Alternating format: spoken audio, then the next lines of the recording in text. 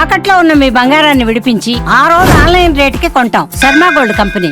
ఎటువంటి బ్యాక్గ్రౌండ్ లేకుండా ఎంత సాధించావు కదా. చిన్న అచీవ్మెంట్ అయితే కాదు నీది. డెఫినెట్ గా ప్రౌడ్ గా ఫీల్ అవ్వాల్సిందే.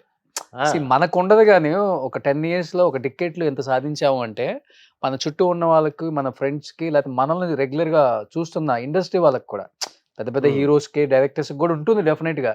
అరే మనం ఎంత కష్టపడ్డాం కదరా, వీడు ఇలా వచ్చి ఇలా లేచాడు ఏంట్రా అంటారు. ఇలా వచ్చి ఇలా లేచేది ఒకటే చూస్తారు కానీ ఈ 10 సంవత్సరాలలో పడ్డ స్ట్రగుల్ ఎవరికి తెలియదు. లేదు, ఆ స్ట్రగుల్ మన ఇండస్ట్రీ వాళ్ళకి, మీకు ఎలా అయితే తెలుసో ఇండస్ట్రీలో వాళ్ళందరికీ ఒక ఐడియా ఉంటుంది. అవును, బయట వాళ్ళకి టక్కని తెలియకపోవచ్చు కానీ అదే ఉందిలే అన్నట్టు ఉంది. కానీ దీంట్లో ఒక మాదిరిగా ఇంత ముందుకు రావడం అనేది కూడా అవును కష్టం. మొత్తానికి ఫైనల్ గా ఎలా అయితే స్టార్ట్ అయ్యామో, సంబంధం లేకుండా ఇంత దూరం వచ్చామంటే మిరాకిలే. కానీ దీనికి ముందు ఏంటి, ఇసుక, కంకర, లారీలు, టిప్పర్లు, అంటే బస్సులు, చాలా బిజినెస్ వ్యాపారాలు చేసేవాడు. అంటే ఇష్టమా బిజినెస్, లేకపోతే ఇది కాకపోతే ఇది ఫెయిల్ అవుతుంది, అది ఫెయిల్ అవుతుంది, అట్లా చేసుకుంటూ వచ్చావు? స్టడీస్ అసలు ఇంట్రెస్ట్ లేదు బ్రో, ఏదో వెళ్ళాలి కాబట్టి వెళ్ళామంతే.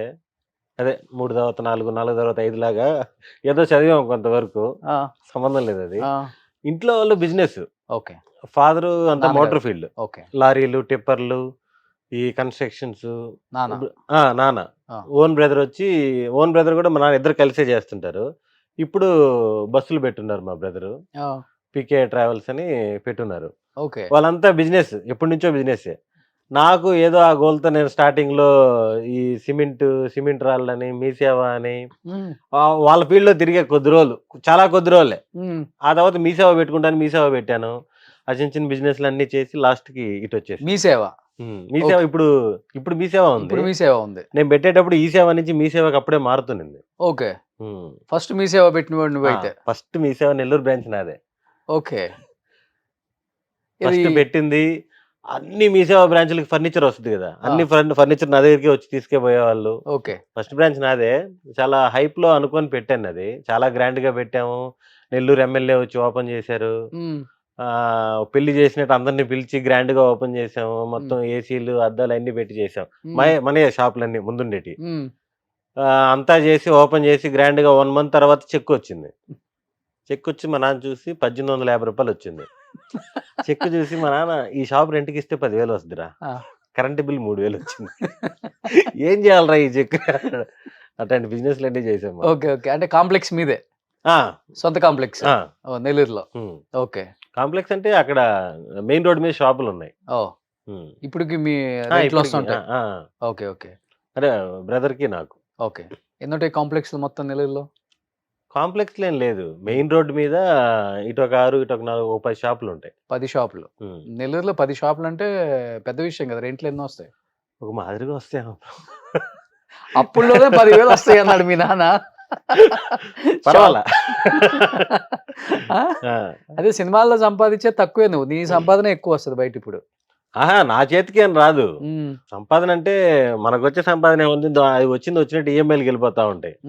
అందుకే షాప్ కి ఎంత వస్తుందని కూడా క్లారిటీ లేదు. కొన్ని పెద్ద షాపులు, కొన్ని చిన్న షాపులు అలా ఉన్నాయి. ఓకే ఓకే, ఇల్లులు ఉన్నాయి. సో బస్సులు నడుస్తున్నాయి? బస్సులు మా బ్రదర్ రీసెంట్ గా పెట్టారు, లాస్ట్ పీకే ట్రావెల్స్. పీకేఆర్ ఫాదర్ పేరు. పీకేఆర్. ఓకే, 100 బస్సులు దాకా ఉంటాయి? లేదు, ఒక 4 బస్సులు పెట్టారు మొన్నే. పెట్టి స్టార్ట్ చేశారు ఫస్ట్ సులూరుపేట, బెంగళూరు అలాగా. కానీ బస్సులు బాగుంది ఇప్పుడు అసలుకి. యాక్చువల్ గా మోటార్ ఫీల్డ్ ఇవన్నీ ఏదో ఇంట్రెస్ట్ మీద తిప్పడం తప్ప పెద్దగా ఏం మిగలవు, అంతంత మాత్రమే. ఓకే, అంటే ఫ్రైడే, సాటర్డే, సండే జరుగుతాయి అంతే. ఇంకా మిగతా 3 రోజులు ఒక మాదిరిగానే జరుగుద్ది. ఓకే ఓకే, ఇప్పుడు బస్ చేయాలంటే కూడా 60-70 లక్షలు అవుతుంది కదా ఈజీగా. ఏసీ బస్ అంటే మల్టీ యాక్సెల్, స్లీపర్స్. మీ అన్నీ అవే కదా? అవును. సో ఇప్పుడు ఇంటికి వెళ్ళాలనుకుంటే కూడా హైదరాబాద్ నుంచి హ్యాపీగా వెళ్ళిపోవచ్చు. హైదరాబాద్ కాదు, బెంగళూరు. ఎక్కువ బెంగళూరు సర్వీస్. సులూరుపేట, బెంగళూరు పెట్టారు. ఫస్ట్ 6 నెలలు అయింది కదా, 6 నెలలు 4 నెలలు అయింది. ఓకే, ఈ జర్నీ అంతా చూసుకొని ఆ రూట్ బాగుందా, ఈ రూట్ బాగుందా నిదానంగా పెంచుకుంటారు. నేను యాక్చువల్ గా మీకు బస్సులు ఉన్నాయి అనుకుంటే కొన్ని సుదర్శనాన్ని కనపడుతుంటాయి. సో నీ పేరుతోనే పెట్టేసుకుందామే అనుకున్నా. లేదు.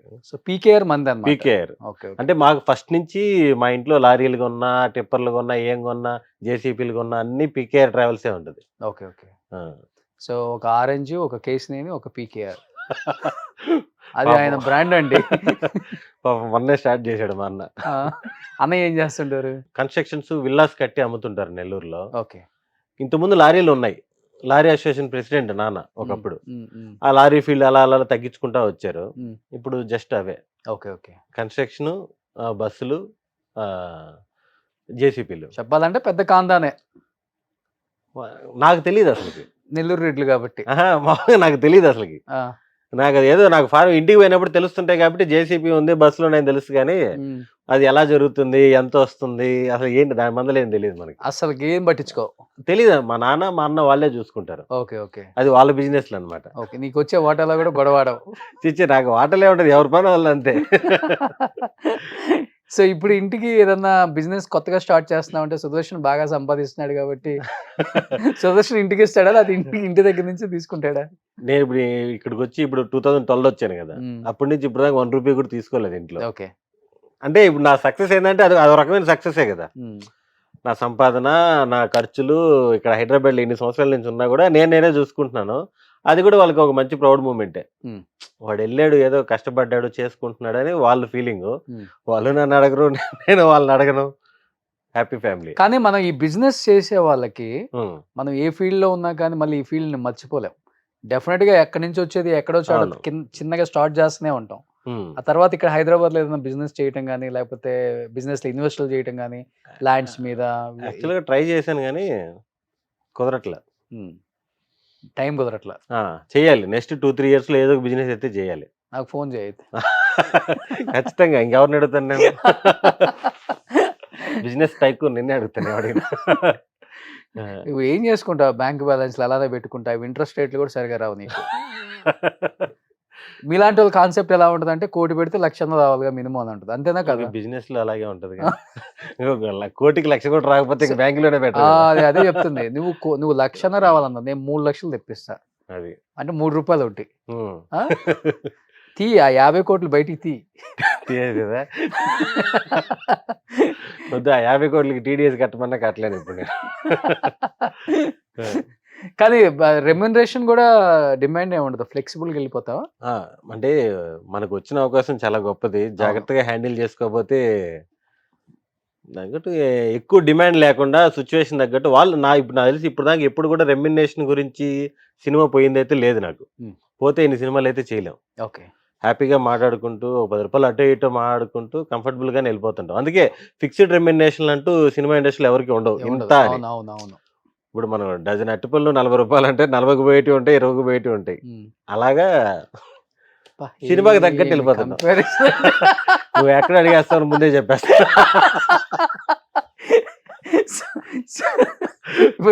ఇప్పుడు అన్ని బాగున్నప్పుడు 40 రూపాయలకి డజన్ తెచ్చుకుంటా నమ్ముతాం. సాయంత్రం చీకటి అయిపోతుంటే పోతాయి, చెడిపోతాయి కదా. 20 ఎంతో కొంత అమ్మేస్తాం కదా, అలాగే అమ్మేయడం అంతే. Okay okay.